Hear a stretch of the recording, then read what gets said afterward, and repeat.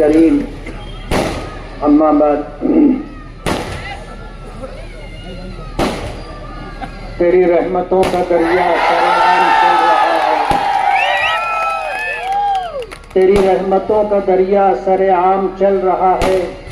मुझे भीख मिल रही है, मेरा काम चल रहा है। तेरे नाम का वजीफा मेरी जिंदगी का हासिल, तेरे नाम की बदौलत मेरा काम चल रहा है।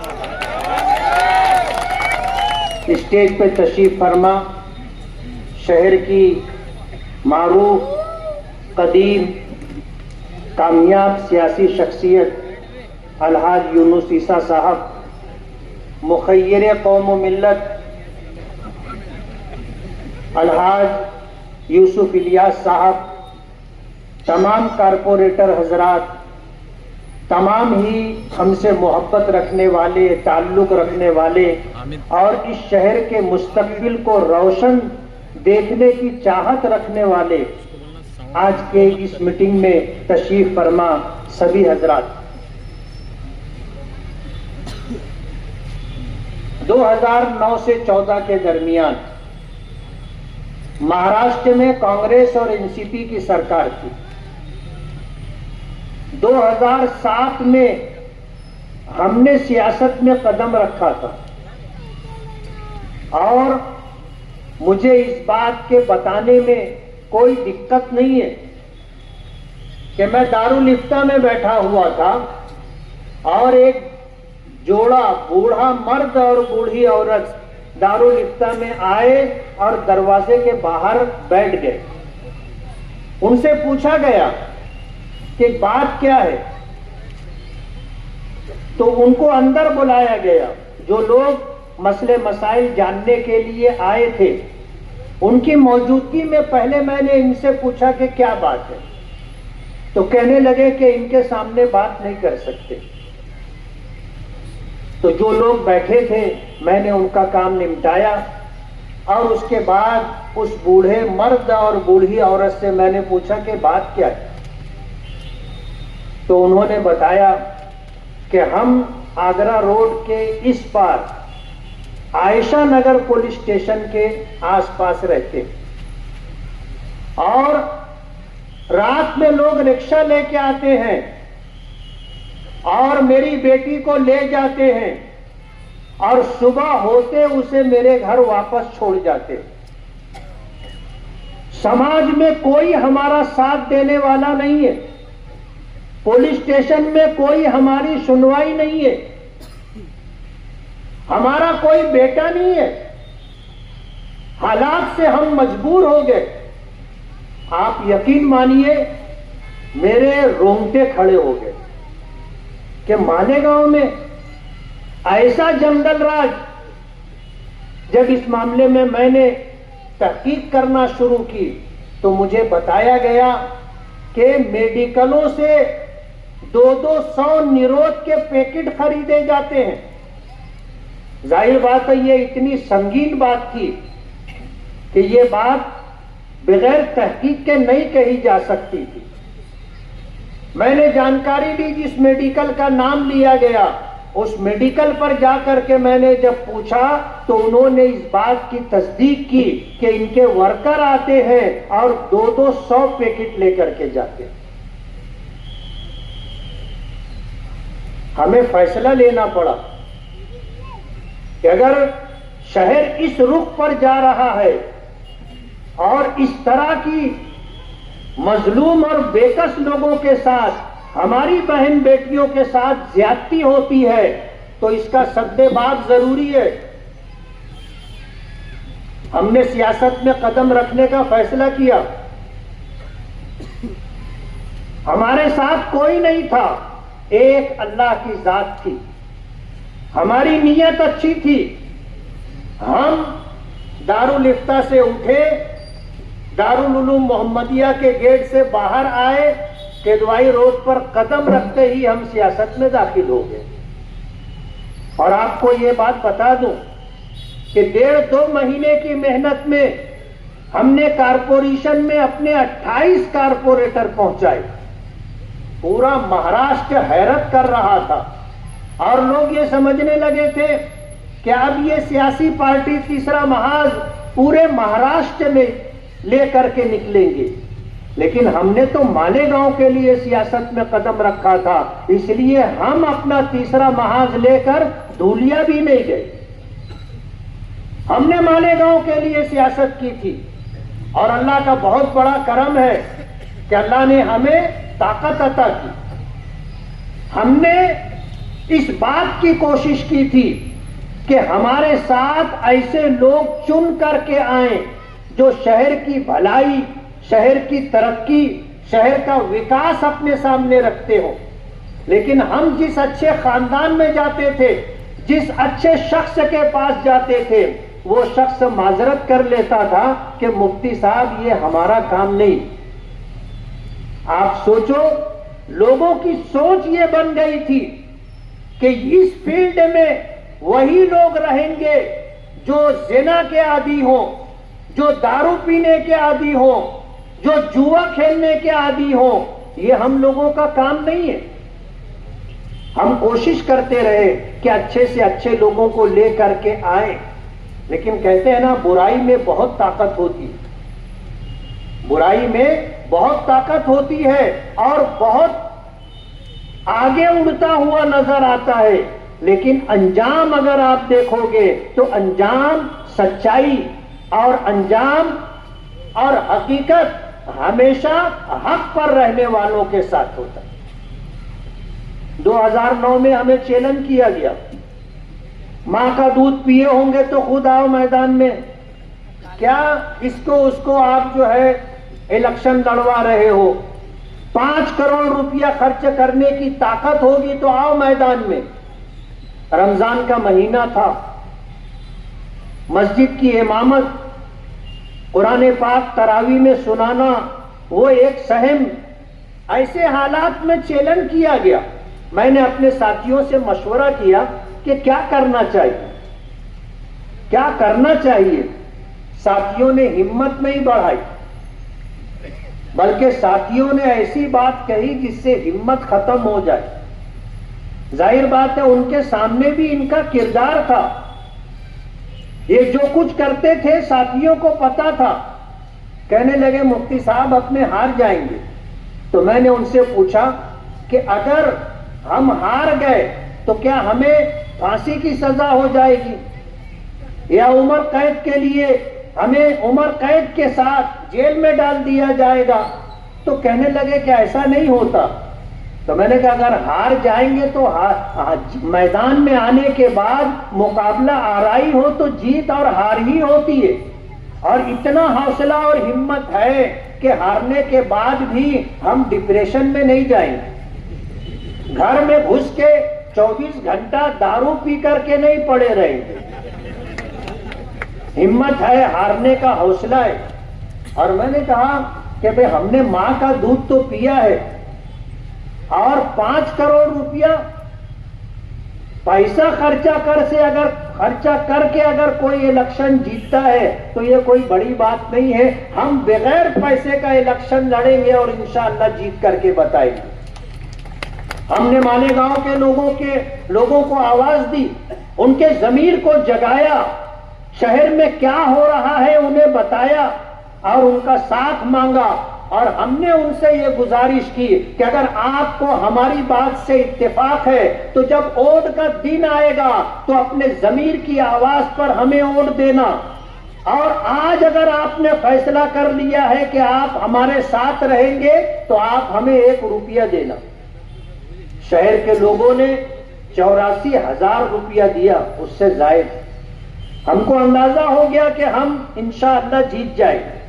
रिजल्ट हमको महसूस होने लगा, लेकिन हमने अपनी मेहनत में कोई कसर बाकी नहीं रखी। मालेगांव का एक एक मोहल्ला, एक एक गली और एक एक घर हमने जाने की कोशिश की। और शायद आपको पता होगा कि हम शेख रशीद के घर भी वोट मांगने गए थे, निहाल साहब मरहूम के घर भी वोट मांगने के लिए गए थे। जब हम शेख रशीद के घर गए तो उनके एक साहबजादे कहने लगे कि हमको वोट दो। मैंने कहा मेरे घर मांगने आओ, मेरे घर मांगने आओ। मुझे वोट चाहिए और आपके घर वोट है तो हम वोट मांगने के लिए आए। आपका हमारा कोई जाति झगड़ा नहीं है।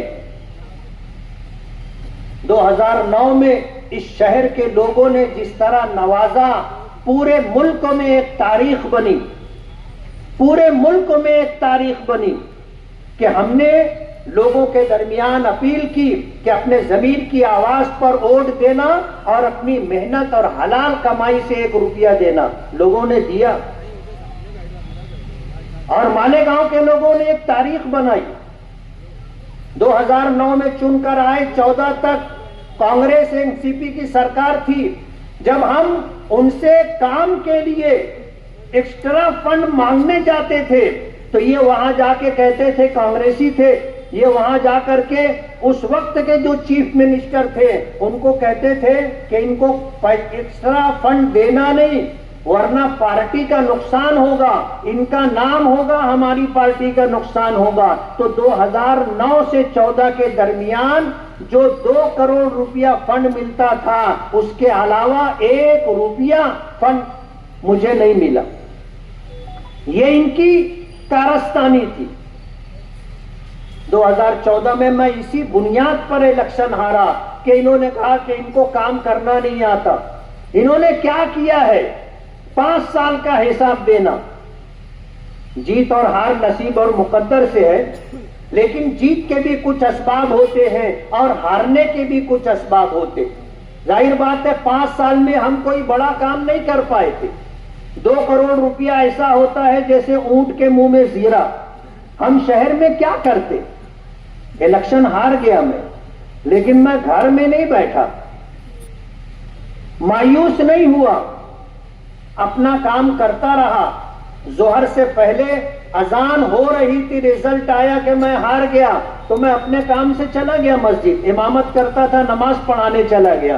पूरी मस्जिद के लोग सर उठाकर मुझे देख रहे थे। लेकिन अल्लाह का एहसान है, जीत और हार नसीब मुकद्दर से है और ये हमारी रोटी रोजी नहीं है। हमें कोई मलाल नहीं था, पहले दिन से काम से लगे।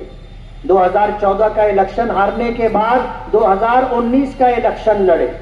आवाज आ रही थी, दूर दूर तक हमारे मुकाबले में नहीं है, 50,000 वोट से हराएंगे। उल्टा हो गया मामला, 38,000 वोट से खुद हार गए और इंशाअल्लाह अभी 50,000 वोटों से ज्यादा से इंशाअल्लाह हराएंगे। वजह उसकी ये है कि लोग काम मांगते हैं। आपने जिन उम्मीदों से मुझे चुन करके दिया था, एमएलए का काम रोड बनाना नहीं है, एमएलए का काम गटर बनाना नहीं है, एमएलए का काम लाइट नहीं है, एमएलए का काम पानी की पाइपलाइन गली गली में बिछाना नहीं है। ये सब काम कारपोरेशन का है। मालेगांव कारपोरेशन 500, 700, 800, 900, 1000 करोड़ रुपए का बजट रखती है। ये हमसे 5 साल का हिसाब मांग रहे हैं, मैं आपको हिसाब देना चाहता हूं और आगरा रोड के इस तरफ का हिसाब दूंगा, पूरे शहर का नहीं। 2 करोड़ के बजट से 1000 खोली पहली गली का रोड हमने बनाया, जो सईद इलाहिया मस्जिद वाली गली, जहीर अशरफ वाली गली, हाजी टेलर के पीछे वाली गली और सखावत होटल से आबिद सोडे वाले तक का रोड, वो जो मैदान है, 2 करोड़ रुपए में हमने ये काम किया। 1.25 करोड़ रुपए के बजट से ये सलाम चाचा रोड का काम हुआ है। 75 लाख रुपए के बजट से मासूम साइजिंग से मुफ्ती आजम मस्जिद तक रोड बना। आयशा नगर कब्रिस्तान के बाजू वाला रोड जो रमजान पूरे की तरफ जाता है, वो रोड बना। 30 लाख रुपए के बजट से सूफिया मस्जिद से आयशा नगर कब्रिस्तान गेट तक रोड। 60 लाख रुपए के बजट से आयशा नगर कब्रिस्तान में अशरफी जनाजा हाल, लाइट पोल। 50 लाख रुपए के बजट से सर्वे नंबर 57 में 2 गलियों का काम और हुमैदुल नियादी मस्जिद के पास की 3 गलियों का काम हमने किया। 20 लाख रुपए के बजट से हुसैन सेठ कंपाउंड में सीमेंट कंक्रीट रोड हमने बनाया। 20 लाख रुपए के बजट से सूरज साइजिंग वाले रोड ये काम इफ्तिताह हुआ, शुरू हो गया है। आगे जो होने वाला काम है कि 1 करोड़ 22 लाख रुपए के बजट से गोंदबाड़े से शिकारी चौक तक और शिकारी चौक से पहलवान स्वीट सेंटर तक रोड बनेगा। 1 करोड़ के बजट से मुफ्ती आजम मस्जिद से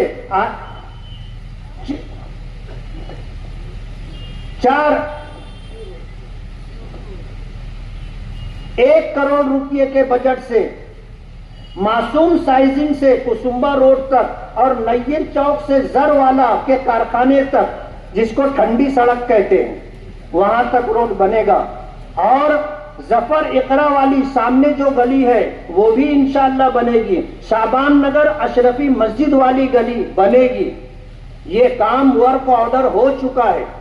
अल्लाह का बहुत बड़ा करम है। एक एमएलए होने की हैसियत से ये हमारा काम नहीं था। हमारा काम तो ये था कि टेहरे चौखुल्ली से लेकर के 40 गांव फाटे तक 166 करोड़ रुपया 166 करोड़ रुपया हमने मंजूर करवाया है, जिसमें दोनों साइड से सर्विस रोड बनेगी और 3 फ्लाईओवर बनेंगे और अंडरग्राउंड पास रास्ता बनेगा।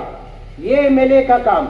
हमने एमएलए होने की हैसियत से तलवाड़ा डैम से मालेगांव फिल्टर प्लांट तक जो पानी की पाइपलाइन 40 साल पुरानी थी, जो सड़ गई है, उस नई पाइपलाइन के लिए हमने 145 करोड़ रुपया मंजूर करवाया। दुआ बहार की मांगी तो इतने फूल खिले, कहीं जगह न रही मेरे आशियाने। मालेगांव के लोग कहते हैं, कुछ लोग, कि काम की बुनियाद पर कोई नहीं जीतता। काम की बुनियाद पर कोई नहीं जीतता, बल्कि लोगों को जो झांसा दे दे वो जीतता है। लेकिन मैं इस बात से इत्तेफाक नहीं रखता। अगर 300 करोड़ रुपया 2 बड़े कामों के लिए हम लाए हैं, तो कमोबेश 100 करोड़ रुपया हमने शहर की तामीर और तरक्की के लिए भी हम लेकर के आए। अभी इलेक्शन का ऐलान नहीं हुआ है और हमने अपने पहली मीटिंग में ये बात कही थी कि गधे 1.5-2 महीने से दौड़ रहे और हम उनके साथ दौड़ना नहीं चाहते थे। हम इंतजार कर रहे हैं कि इलेक्शन का ऐलान होगा तो इलेक्शन लड़ेंगे। लेकिन कहते हैं ना कि झूठ इतनी शिद्दत से अगर बोला जाए जैसे बोला जा रहा है तो लोग उसे सच मान लेते। हमको मैदान में आना पड़ा। ये मीटिंग पर मीटिंग, बागबानों की मीटिंग, बूढ़ों की मीटिंग, जवानों की मीटिंग, बच्चों की मीटिंग, फकीरों की मीटिंग, सब मीटिंग ले रहे। मुझे जब इन्होंने बूढ़ों की मीटिंग ली, ये वो लोग थे जो मरहूम शेख रशीद साहब के साथ रहते थे, उठते बैठते थे। आज उन बूढ़ों को ये कहा जा रहा है कि तुम्हारा सब तो हम करते, तुमको हम संभालते हैं। इस तरह की जो बातें कही गई, तुम्हारे हॉस्पिटल का खर्चा, तुम्हारे घर का खर्चा, तुम्हारी बीड़ी का खर्चा सब हम करते। वो भी हैरान हो गए कि शेख रशीद हमको क्या देते थे वो हमको मालूम, उन पैसों से हम क्या करते थे हमको मालूम। मरहूम शेख रशीद का हाथ अच्छा था और खुला हुआ हाथ था। आज मालेगांव में उनके जाने के बाद बहुत सारे लोग कहते हैं कि शेख रशीद ने हमको इतना पैसा दिया, बेटी की शादी थी तो इतनी मदद की, घर बनाने का मौका था तो हमारी इतनी मदद की। आज शेख रशीद मरहूम की नेकी को ये एहसान के तौर पर जतलाकर भुनाना चाहते। उन बूढ़ों में से कई बूढ़ों ने कहा कि ये तो ऐसा बुला करके हमसे कह रहे थे कि जैसे पूरे मजमे में हमारा कपड़ा उतार रहे, हमको जलील कर रहे। इस तरह उनको जो है मुखातब किया गया कि उनको जिल्लत महसूस होने लगी। आपने एहसान किया था, आपने नहीं आपके बाप ने किया था, कम से कम वो नेकी जाया और बर्बाद तो मत करो। आज मरहूम शेख रशीद को जाने के बाद उनको नेकियों की जरूरत है, पैसों की जरूरत नहीं है। आप एहसान जतला करके, लोगों को जलील करके अपने बाप की हुई नेकियों को जाये करना चाहते हैं, ये अच्छी बात नहीं है। तुमने क्या किया है वो बताओ। आज तो पूरा मालेगांव तुमको 32 तारीख बोलता है। 32 तारीख समझ रहे ना, कभी आती नहीं। 29 तारीख तो 4 साल में एक मर्तबा आ जाती, लेकिन 32 तारीख कभी नहीं आती। लोगों ने इनका नाम रखा है 32 तारीख कि जिससे ले लिया कभी वापस नहीं किया। ये एक पर्ची आई है, मुझे नहीं मालूम कि ये सही है या गलत है। एक पर्ची आई है और इसमें नाम दिया गया हाजी जहीर अब्बास, मास्टर किराना, अब्बास नगर संडास के पास, और नीचे 2 नंबर लिखे हुए हैं और कहा गया है कि आप तहकीक करना चाहो तो तहकीक कर सकते हो। कहते हैं कि मस्जिद अशफाक मालदा में 2022 में ताआम ताउन का प्रोग्राम था। खालिद हाजी ने मास्टर किराने वाले हाजी जहीर अब्बास से तेल चावल 1,18,762 रुपये का लिया था और आज तक पैसा नहीं दिया। आज तक पैसा नहीं दिया। ये चिट्ठी आई है। और इत्तेफाक की बात, जब जमीयत के खिलाफ खालिद हाजी ने ये इल्जाम लगाया कि ये बांग्लादेश से ताल्लुक रखते हैं और वहां पर ये फंडिंग करते हैं, तो हमारी मीटिंग थी जमीयत दफ्तर में और एक मौलाना, एक मस्जिद के इमाम, वो कहने लगे कि हम लोग मदरसा तजवीदुल कुरान के 20 से ज्यादा असातिज़ा हैं जिन्होंने 10 साल पहले इनसे प्लाट खरीदा था और हमने इनको 10 साल पहले किस्तों में 18 लाख रुपया दिया और आज तक इन्होंने किसी को एक प्लाट भी खरीदी नहीं दी। हमने जब तहकीक की तो मालूम पड़ा कि एक एक प्लाट 4-4 लोगों को बेचा गया है और आज तक किसी को खरीदी नहीं दी गई। मीटिंग में ये बात आई। कुछ लोगों ने कहा कि एक ऐलान देना चाहिए कि इनकी तरफ जिसका पैसा बाकी हो हमारे पास आए। मैंने कहा ये काम छोड़, बिल्ली हकाल वाला मामला है, अपने को इस मामले में नहीं पड़ने का। लेकिन ये आवाज उनके कान में पहुंच गई। वो मौलाना लोगों को बुलाए और बुला करके उनको 16 लाख रुपए की जगह 22 लाख रुपए की कीमत बता करके उनको खरीदी दे दी। एक का मसला हल हुआ, शायद इसीलिए ये चिट्ठी आई कि इनका भी मसला हल हो जाएगा। और भी लोग आए हमारे पास, माहद मिल्लत के असातिज़े किराम, उलमाए किराम, उनके साथ भी यही धोखाधड़ी की गई है। और बताने वालों ने बताया कि जाने दो दीगर असातिज़ा, मुफ्ती हसनैन साहब को भी इन्होंने 4 प्लाट का पैसा लिया, आज तक प्लाट नहीं दिया। और धीरे धीरे ये तादाद बढ़ती जा रही। 10 साल पहले 18 लाख रुपया लिया और 10 साल के बाद 16 लाख रुपये की जमीन 22 लाख रुपये की बता करके दे रहे। उस वक्त का 18 लाख रुपया 10 साल के बाद उसकी क्या कीमत बनती है आप अंदाजा कर सकते। ऐसे 50 वाकयात हैं। नशे के ताल्लुक से सभी लोगों ने तकरीबन ये बात कही और यही इलाका है जो सबसे ज्यादा मुतासिर है। कभी आपने सुना होगा खालिद हाजी साहब निकले थे एक टोली लेकर के और कहते थे नशा मुक्त मालेगांव। नशे के खिलाफ उन्होंने आवाज बुलंद की।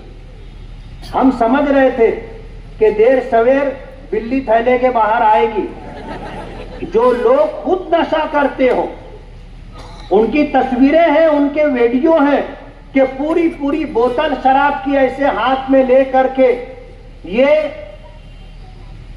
कैमरा क्या बोलते हैं,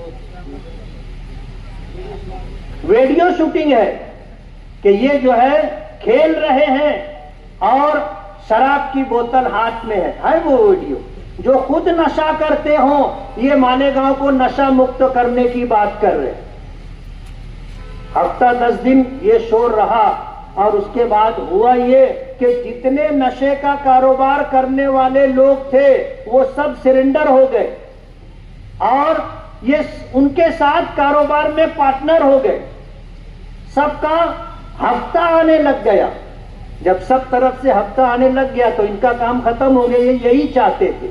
आज पूरे शहर में नशे का कारोबार इनकी सरपरस्ती में चल रहा है, गांजे का कारोबार इनकी सरपरस्ती में है, एमडी का कारोबार इनकी सरपरस्ती में है, जितना गुटखे का कारोबार इनकी सरपरस्ती में है।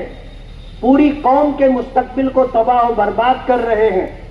और अभी टप्पे टप्पे से हमारे पास धमकी आमेज बात आती रहती है कि बंबई के, थाना के, भिवंडी के जितने वांटेड लोग हैं पुलिस लिस्ट में, वो सब मालेगांव में आ रहे हैं और सबकी सरपरस्ती ये कर रहे हैं। मैं बहुत सफाई के साथ कह देना चाहता हूं, एक दादा की भी गाल नहीं गलेगी,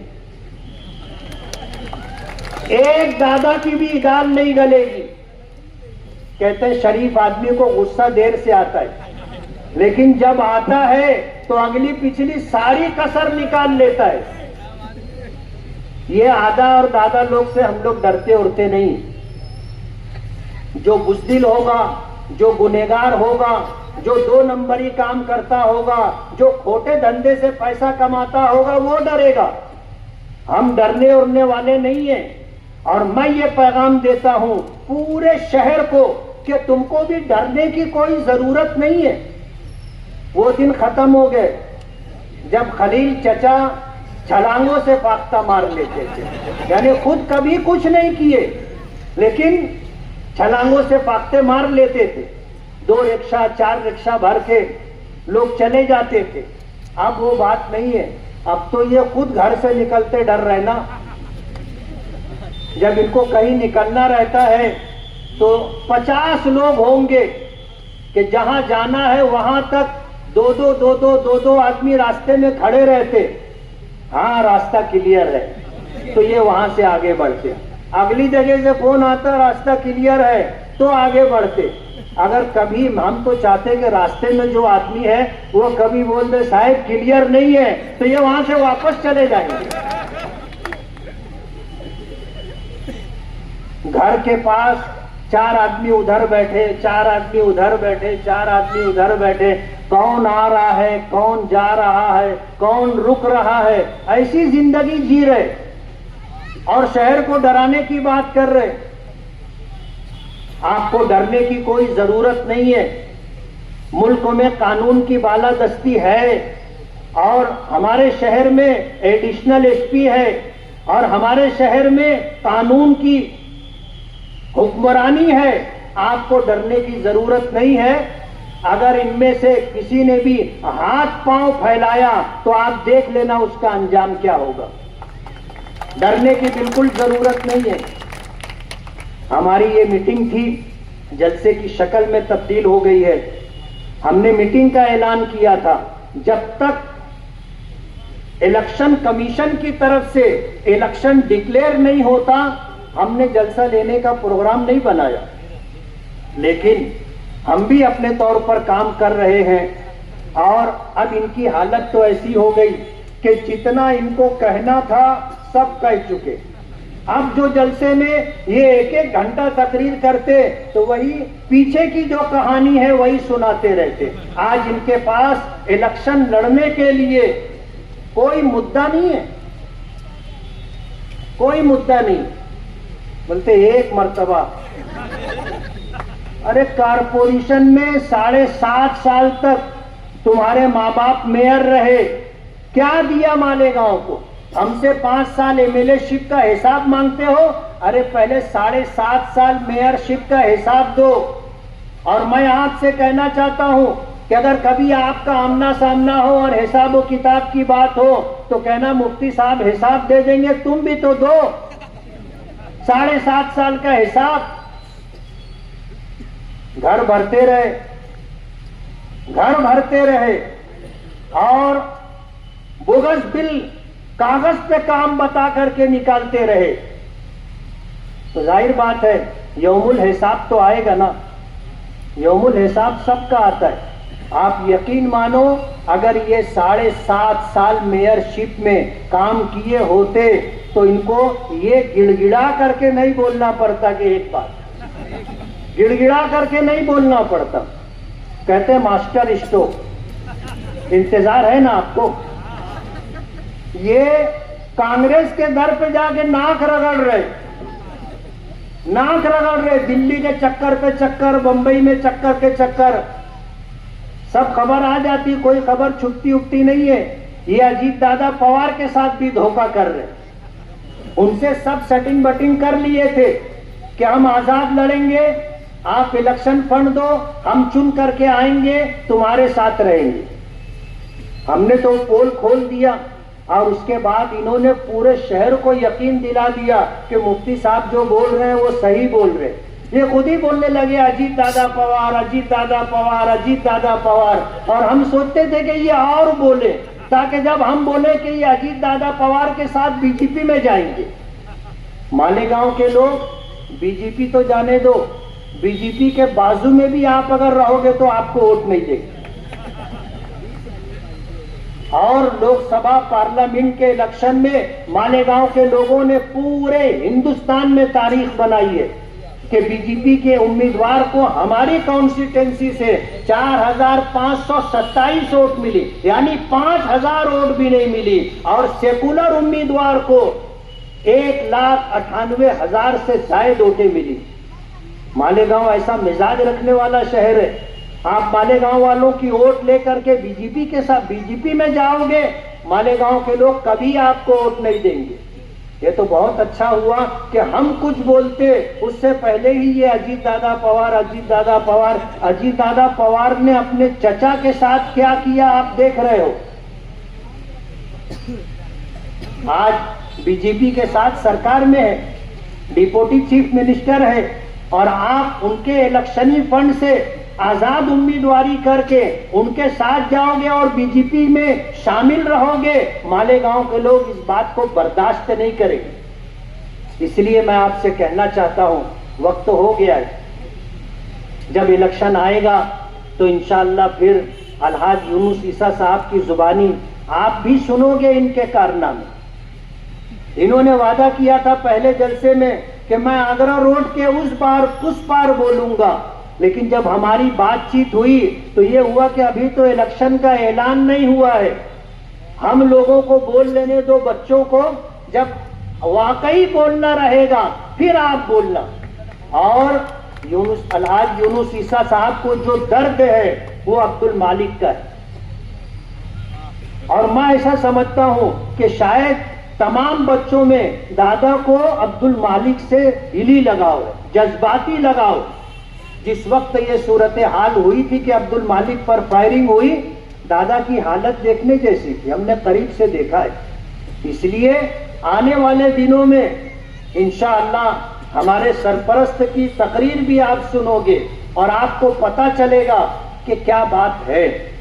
इसलिए आने वाले दिनों में जब इलेक्शन आएगा तो मेरी आपसे ये गुजारिश है कि हम मजलिस इत्तेहादुल मुस्लिमीन से इलेक्शन लड़ रहे हैं। हमारा इंतखाबी निशान पतंग है और पहले दिन से हमारा ये बोलना था, 1000 पार्टियों के लोगों की मेहनत थी कि आप कांग्रेस में आ जाओ, कांग्रेस में आ जाओ। हमने ऐलान किया था कि हम मजलिस इत्तेहादुल मुस्लिमीन से चुन करके आए हैं, आगे इलेक्शन भी मजलिस इत्तेहादुल मुस्लिमीन के ही निशान पर लड़ेंगे।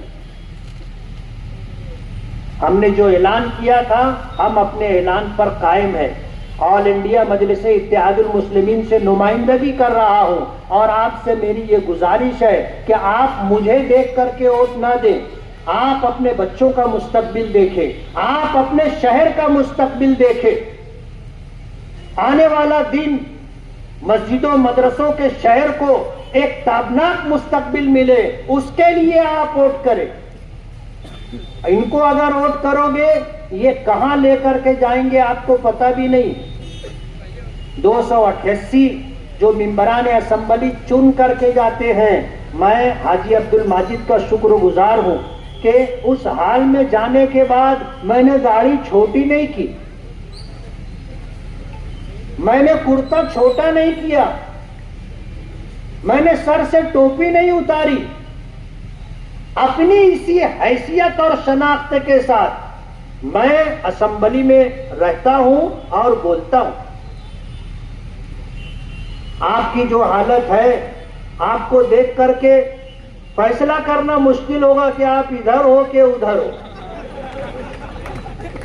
लेकिन हम अपनी मिल्ली शनाख्त, अपनी मजहबी शनाख्त, अपनी कौमी शनाख्त के साथ हैं और कभी हमने कंप्रोमाइज नहीं किया कि मेयर बनना है तो पानी बेच डालो, और अगर कोई बोले तो उस पर सीना जोरी, हमारा बस चले तो नारू शंकर का किला भी बेच डालेंगे।